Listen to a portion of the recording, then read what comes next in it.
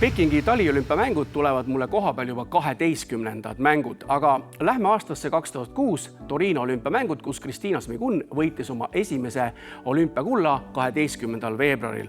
Kõik toimis hästi, ülekanne lõppes, tegin ka intervjuu, aga siis selgus, et intervjuu ei läinud läbi, sest olid mingid jamad satelliidiga.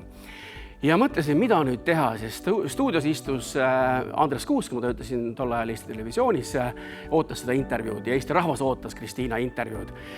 Mõtlesin, tulin ideele, et ma jooksen suurde ülekandejaama, mis äsja lõpetas selle otseülekande, jooksin sinna, ütlesin, ma olen Eestist, Eesti tüdruk võitis, aidake, oleks vaja see intervjuu maha mängida otse nüüd Eesti telepublikuni. Ja ta ütles, kas sul on kaamera siin? Ma ütlesin, on. Tõstis selle kaamera koos kassetiga ülekandejaama ja lasime sealt ülekandejaamast otse siis selle intervjuu Eesti rahvale. Nii et head kolleegid Itaaliast aitasid.